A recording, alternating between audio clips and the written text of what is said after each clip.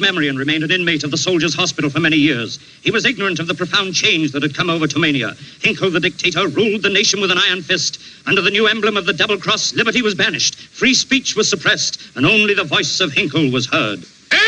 Ich blei noch straff mit...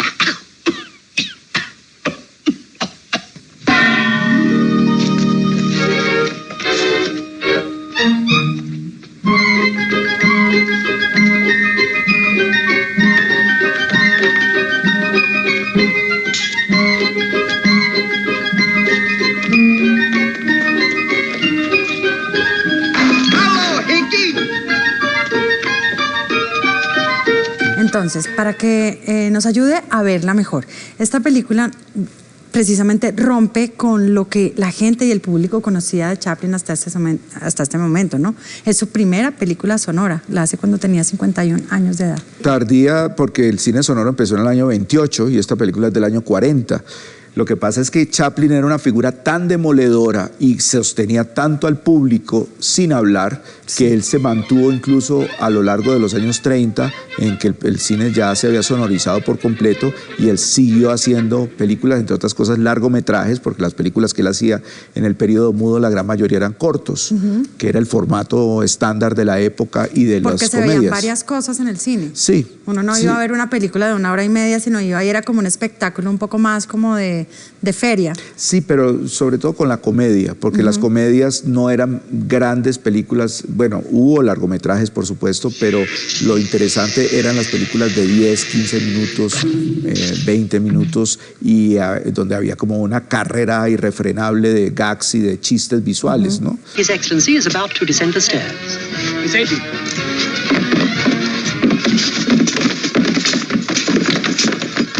Entonces el humor verbal en Chaplin no era necesario, no es que él no pudiera hacerlo, sino que no era necesario, porque las películas como La Quimera del Oro o Luces de la Ciudad eran películas sonoras, incluso las mismas películas eran sonoras, pero no utilizaban el diálogo de una manera evidente.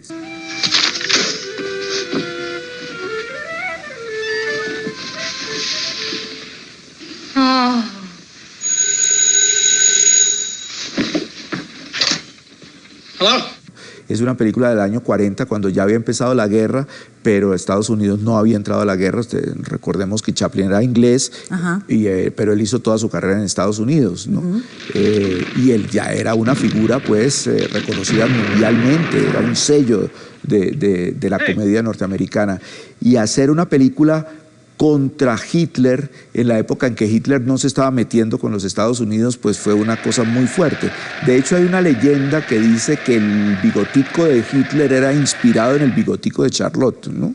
Entonces esto a Chaplin no le gustaba mucho, ese tipo de asociación, y yo creo que de alguna manera una de las razones por las cuales aparece esta parodia es porque él se quería desmarcar definitivamente de la figura de Hitler. Planning a strike at the arms factory. Who's the leader? There were 5 of them. Have them shot. They were, Your Excellency. Oh. How many do you say were going on strike? The whole factory, 3,000 of them. Have them all shot. I don't want any of my workers dissatisfied. Es una época también en la cual Chaplin entra a ser sospechoso de comunista y tiene todos los líos por los cuales finalmente termina yéndose de los Estados Unidos durante décadas. Entonces, esta ambivalencia entre ser un hombre de éxito multimillonario, pero al mismo tiempo de ideas progresistas, y que hace una película tan ferozmente antifascista y antibélica, pues le representó problemas en los Estados Unidos. Por fortuna para él, Estados Unidos entra en la guerra en el año 41 o 42, ya no recuerdo, y la película se vuelve otra cosa. Wouldn't it be wonderful if they stopped hating us? If they'd leave us alone and let us go about our business like we used to? Wouldn't it be wonderful if we didn't have to leave and go to another country? Yo creo que es una película además que hay que mirarla también en su estructura, porque es un largometraje que no es solamente él parodiando a Hitler, sino que él hace 2 personajes completamente distintos. Un judío pobre que, entre otras cosas, es el que se considera la última aparición de Charlotte, su personaje, aunque no se hable que él se llame Charlotte, pero sí tenía las mismas características: el bombín, el bigotico, el bastoncito, el personaje pobre que se la rebusca, y por el otro lado estaba representando al dictador vehemente que sí habla. y donde él crea los grandes gags verbales, porque hay una escena pues que es clásica ya de esta película, que es el discurso incoherente y delirante en una especie de alemán inventado que hace él frente a cámara, y que es un momento muy especial de la película. Democracy stunk. Democracy is fragrant. Liberty stunk. Liberty is odious. Free Sprachen stunk. Freedom of speech is objectionable. Pero yo creo que esa articulación de que mientras está sucediendo una cosa en el poder, en el mundo humilde de los judíos estaba sucediendo otra cosa, y cómo va entrelazando la estructura, pues es lo que hace la película muy interesante. O sea que no es una película para mirar los gags aisladamente, sino que hay que mirarla como una estructura compacta.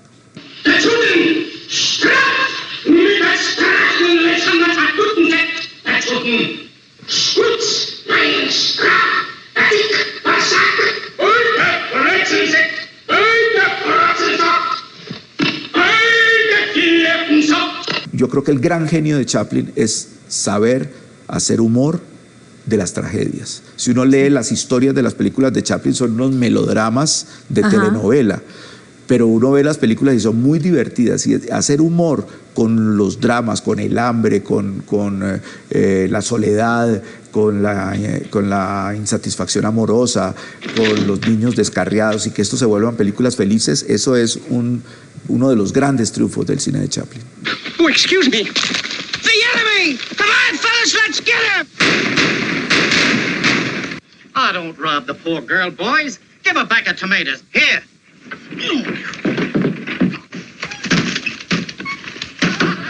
Esta noche, El Gran Dictador, de Chaplin, del año 1940. Cine clásico.